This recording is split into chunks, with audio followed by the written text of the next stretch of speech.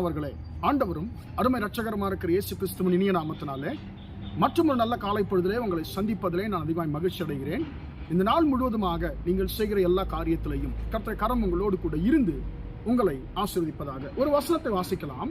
சங்கீதங்களின் புஸ்தகம் 22ஆம் சங்கீதம் 5ஆம் வசனத்தை நான் உங்களுக்காக நான் வாசிக்கிறேன். உம்மை நோக்கி கூப்பிட்டு தப்பினார்கள், உம்மை நம்பி வெட்கப்பட்டு போகாதிருந்தார்கள். அன்பானவர்களே, இந்த இடத்துல சங்கீதக்காரன் யாரை குறித்து சொல்லுகிறார் என்று சொல்லி பார்க்கும்போது, அன்பானவர்கள் அவருடைய பிதாக்களை, அவருடைய முற்பிதாக்களை குறித்து அவர் சொல்லுகிறார். அவர் என்ன சொல்லுகிறார்? ஆண்டவரே, எங்களுடைய முற்பிதாக்கள் உம்மை நம்பினாங்க, நீர் அவங்களை விடுவிச்சிங்க. அது மட்டுமல்ல, உம்மை நோக்கி கூப்பிட்டு தப்பினார்கள் என்று சொல்லி அவர் சொல்லுகிறார். உம்மை நம்பி வெட்கப்பட்டு போகாதிருந்தார்கள் என்று சொல்லி அவர் சொல்லுகிறார். அன்பானவர்களே, கர்த்தரை நோக்கி பார்க்கிறவர்கள், கர்த்தரை நோக்கி கூப்பிடுகிறவர்கள் ஒரு நாளும் அன்பானவர்களே அவர்களை கர்த்தர் காரியத்தில பிரச்சனைகளில் அவர் சிக்க வைக்கிற தேவன் அல்ல. அவர் மாறாக என்ன செய்வார்? அவர் தம்முடைய பிள்ளைகளை அவர் தப்புவிக்கிற தேவனாக இருக்கிறார். அவர் சொல்லுகிறார், உம்மை நோக்கி கூப்பிட்டு தப்பினார்கள், உம்மை நம்பி வெட்கப்பட்டு போகாதிருந்தார்கள். அன்பான தேவனுடைய பிள்ளைகளே, நம்முடைய வாழ்க்கையிலே நாம் கர்த்தரை நோக்கி கூப்பிடும் பொழுது அவர் நம்மை அன்பானவர்கள் அவர் தப்புவிக்கிற தேவனாக இருக்கிறார். நாம் அவரை நம்பும் பொழுது எனக்கு அன்பானவர்கள் அவர் நம்மை வெட்கப்படுத்தாமல் நம்முடைய நம்பிக்கையை கர்த்தர் நிறைவேற்றுகிற தேவனாக இருக்கிறார். அன்பான தேவனுடைய பிள்ளைகளே, நம்முடைய வாழ்க்கையிலே நாம் கர்த்தரை சரியாய் நம்புகிறோமா? நாம் உண்மையாய் நம்புகிறோமா? நாம் கர்த்தரை நோக்கி கூப்பிடுகிறோமா என்பதை நாம் சற்று நாம் யோசித்து பார்க்க வேண்டும். எங்கே அவருடைய முற்பிதாக்கள் ஆண்டவரை நோக்கி கூப்பிட்டார்கள் என்று சொல்லி பார்க்கணும். பலவிதமான சந்தர்ப்பங்களிலே இஸ்ரவேலுடைய முற்பிதாக்கள் அவர்கள் கர்த்தரை நோக்கி கூப்பிட்ட சூழ்நிலைகள் உண்டு. எனக்கு அன்பானவர்களே, அதில் நான் ஒரு காரியம் நம்ம எல்லோருக்குமே நன்றாக தெரிந்த ஒரு காரியம்.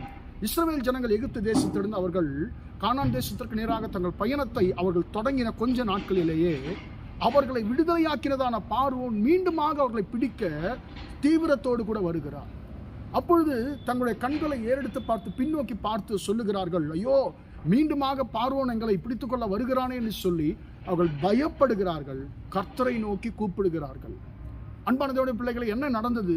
கர்த்தரை நோக்கி கூப்பிட்டவர்கள் அவர்கள் மிகவும் பயத்தின் சூழ்நிலையில் ஆண்டவரை நோக்கி கூப்பிட்டாங்க. ஆண்டவரே, இந்த மனுஷன் தானே எங்களை கிட்டத்தட்ட வந்துட்டு அநேக வருஷங்களாக இந்த பார்வோன் தானே வந்துட்டு எங்களை வந்துட்டு பல நாட்களாக வேதனைப்படுத்தினவன்.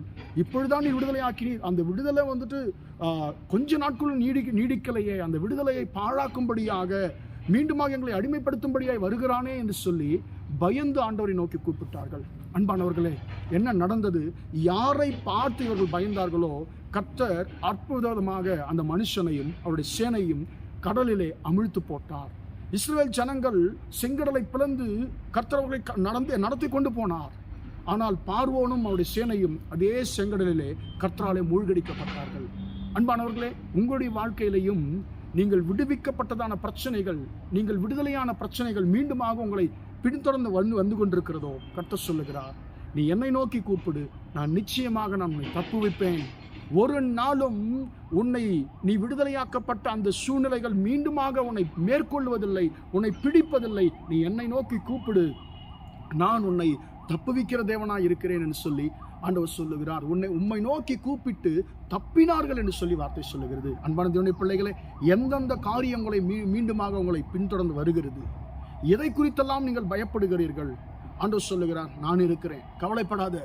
உன்னை ஒரு நாளும் உன்னை பின்தொடர்ந்து வருகிற பிரச்சனைகள் உன்னை மேற்கொள்ளுவதில்லை. நான் உன்னை தப்புவிக்கும்படிக்கு நான் உன்னோடு கூட இருக்கிறேன், என் மகனே, என் மகளே என்று சொல்லி கர்த்தர் சொல்லுகிறார். எனவே அன்பானவர்களே, நாம் ஒவ்வொரு நாளும் கர்த்தரை நோக்கி நாம் கூப்பிட்டு கொண்டே இருப்போம். ஜெபிப்போமா?